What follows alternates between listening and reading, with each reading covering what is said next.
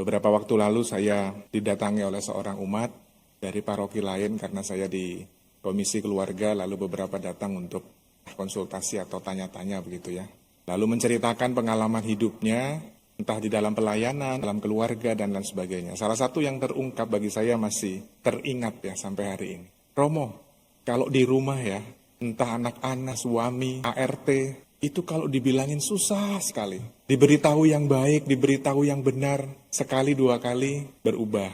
Tetapi setelah itu kembali lagi, berbuat kesalahan atau tidak mengerti apa yang dimaksudkan oleh si ibu ini. Begitu juga di dalam pelayanan. Saya seringkali berjumpa dengan orang-orang yang diberitahu tuh kayaknya susah sekali. Saya cuma bermenung di dalam hati. Jangan-jangan Tuhan juga berkata yang sama. Bu, ibu kalau saya beritahu juga susah. Saya bermenung di dalam hati dan mencoba untuk merefleksikan itu. Sebagaimana para murid yang dialami pada bacaan Injil hari ini. Kepadamu ya Tuhan, ku angkat seluruh jiwaku. Kepadamu ku percaya abadi cintamu.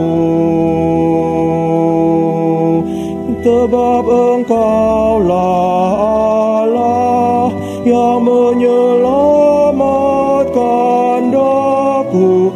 Ingatlah rat kasih-Mu, ku nanti-nanti Engkau. Kepadamu ya Tuhan, ku angkat seluruh jiwaku. Kepadamu ku percaya abadi cintamu. Mari kita datang di hadapan Tuhan dengan sungguh-sungguh membuka hati kita, merasakan kasih, rahmat, anugerah, dan berkat yang boleh kita rasakan di dalam hidup kita, di dalam keluarga kita dan komunitas kita. Dalam nama Bapa dan Putra dan Roh Kudus. Amin. Amin. Semoga rahmat Tuhan kita Yesus Kristus, cinta kasih Allah dan persekutuan Roh Kudus bersamamu.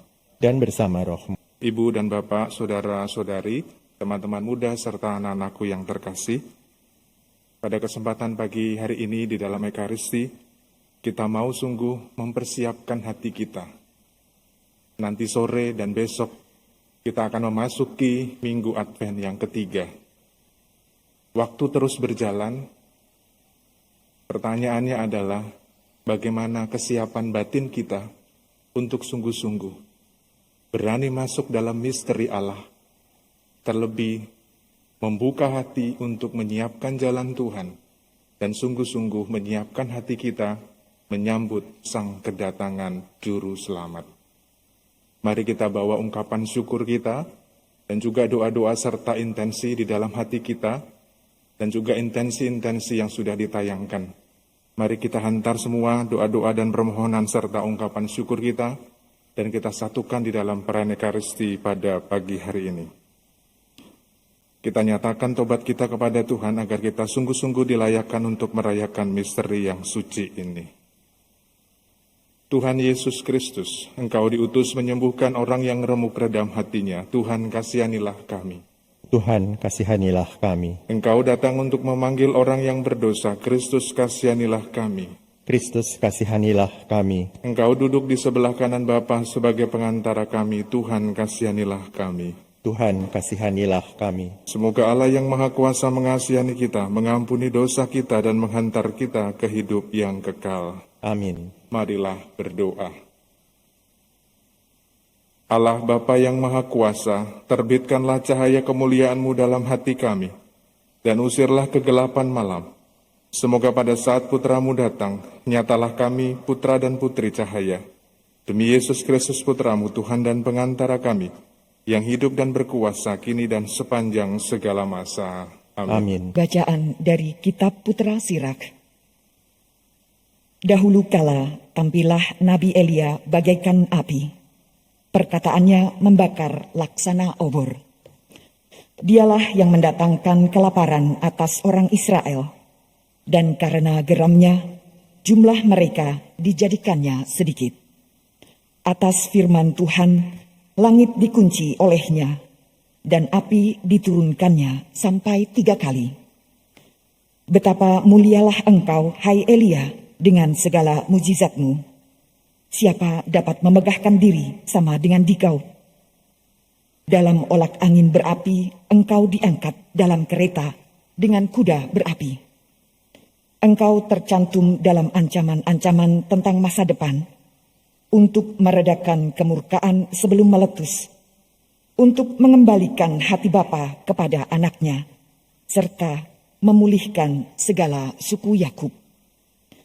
Berbahagialah orang yang telah melihat engkau dan yang meninggal dalam kasih. Demikianlah sabda Tuhan.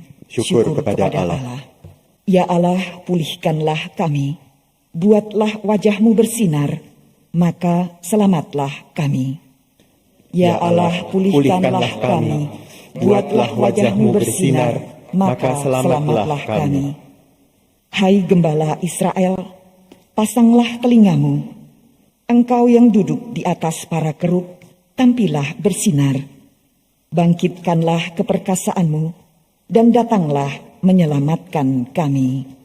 Ya Allah, pulihkanlah kami, buatlah wajah-Mu bersinar, maka selamatlah kami. Ya Allah semesta alam, kembalilah, pandanglah dari langit dan lihatlah. Tengoklah pohon anggur ini, lindungilah batang yang ditanam oleh tangan kanan-Mu. Ya Allah, pulihkanlah kami, buatlah wajah-Mu bersinar, maka selamatlah kami. Haleluya, haleluya. Haleluya, haleluya. Persiapkanlah jalan untuk Tuhan, luruskanlah jalan baginya, dan semua orang akan melihat keselamatan yang dari Tuhan. Haleluya, haleluya. Tuhan bersamamu. Dan bersama rohmu, Inilah Injil Yesus Kristus menurut Matius. dimuliakanlah Tuhan. Ketika Yesus dan murid-muridnya turun dari gunung, para murid bertanya kepadanya, "Mengapa ahli-ahli Taurat berkata bahwa Elia harus datang dahulu?" Yesus menjawab, "Memang Elia akan datang dan memulihkan segala sesuatu. Dan aku berkata kepadamu, Elia sudah datang, tetapi orang tidak mengenal dia dan memperlakukannya menurut kehendak mereka. Demikian pula Anak Manusia akan menderita seperti mereka." Pada waktu itu mengertilah murid-murid Yesus bahwa ia berbicara tentang Yohanes Pembaptis. Demikianlah sabda Tuhan. Terpujilah Kristus. Ibu dan Bapak, saudara-saudari yang terkasih, kalau dalam perjalanan dan pesiarahan hidup kita, entah di dalam keluarga mungkin, atau di dalam pelayanan-pelayanan kita, mungkin terkadang atau acap kali kita menjumpai saudara dan saudari kita yang entah boleh dikatakan bebal hatinya, atau dalam bahasa kitab suci, degil hatinya. Beberapa waktu lalu saya didatangi oleh seorang umat dari paroki lain karena saya di komisi keluarga, lalu beberapa datang untuk konsultasi atau tanya-tanya begitu ya. Lalu menceritakan pengalaman hidupnya, entah di dalam pelayanan, entah di dalam keluarga, dan lain sebagainya. Salah satu yang terungkap bagi saya masih teringat ya sampai hari ini. Romo, kalau di rumah ya, entah anak-anak, entah suami, entah ART, itu kalau dibilangin susah sekali. Diberitahu yang baik, diberitahu yang benar, sekali dua kali berubah. Tetapi Setelah itu kembali lagi. Berbuat kesalahan atau tidak mengerti apa yang dimaksudkan oleh si ibu ini. Begitu juga di dalam pelayanan. Saya seringkali berjumpa dengan orang-orang yang diberitahu tuh kayaknya susah sekali. Saya cuma bermenung di dalam hati. Jangan-jangan Tuhan juga berkata yang sama. Bu, ibu kalau saya beritahu juga susah. Saya bermenung di dalam hati dan mencoba untuk merefleksikan itu. Sebagaimana para murid yang dialami pada bacaan Injil hari ini. Tokoh Nabi Elia itu disebutkan baik di perjanjian lama tadi dalam kitab Sirak, dan juga di dalam perjanjian baru, terutama di dalam Injil. Pagi ini Elia menjadi tokoh sentral. Tetapi para murid tidak paham, lagi-lagi para murid tidak paham apa yang Tuhan maksudkan di dalam hidup mereka. Maka Tuhan Yesus mengatakan, Aku berkata kepadamu, Elia sudah datang, tetapi orang tidak mengenal dia. Kalau kita mau mengerti dan mengenal seseorang di dalam hidup kita, kita mesti mengenal pribadinya.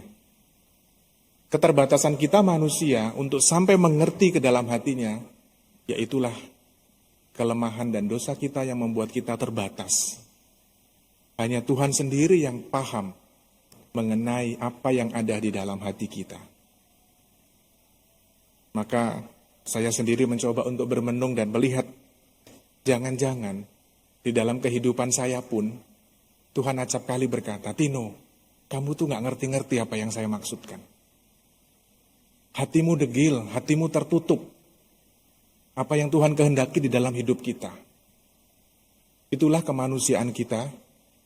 Maka di dalam kesempatan masa Advent yang penuh rahmat ini, lagi-lagi Tuhan mengajak, bersihkan hatimu. Supaya dengan hati yang bersih, kita sungguh-sungguh pelan-pelan mengerti apa yang Tuhan maksudkan di dalam peziarahan dan perjalanan hidup kita. Enggak mudah, pasti. Entah dalam penderitaan, entah dalam kesusahan, entah dalam kesulitan, apapun itu. Bahkan mungkin dalam keadaan sukacita. Kadang kalau sudah sukacita kita lupa, kita euforia ya. Lalu bersorak-sorai dan lain sebagainya. Apa enggak boleh? Boleh. Tapi kita mesti paham apa yang Tuhan maksudkan di dalam peziarahan hidup ini. Maka kita diundang sekali lagi mencoba untuk melihat kembali di dalam hati kita.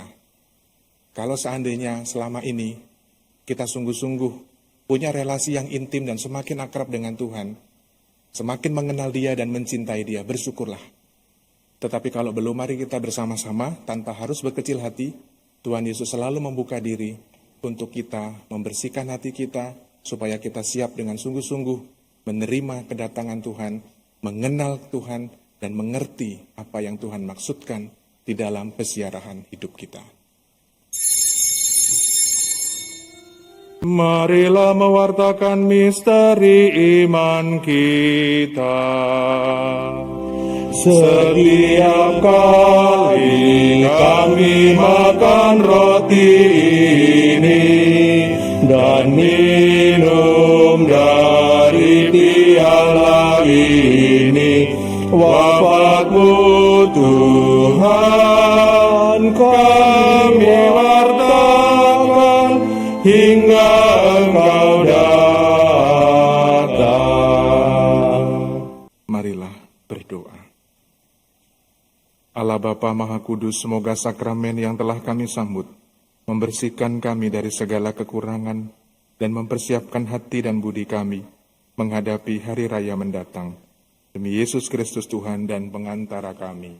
Amin. Ibu dan Bapak, saudara-saudari yang terkasih, mulai nanti sore dan besok kita akan memasuki Minggu Advent yang ketiga, Minggu Gaudete, Minggu Sukacita.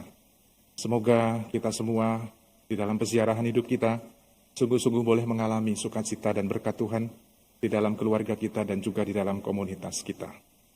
Dalam rasa syukur dan ucapan terima kasih satu dengan yang lain di antara kita, mari kita akhiri ibadah kita dengan memohon berkat Tuhan. Tuhan bersamamu Dan bersama rohmu, Semoga Allah Bapa yang Maha Baik senantiasa menyertai dan memberkati kita sekalian dalam nama Bapa dan Putra dan Roh Kudus. amin. Saudara-saudariku terkasih, pergilah, misa sudah selesai. Syukur kepada Allah.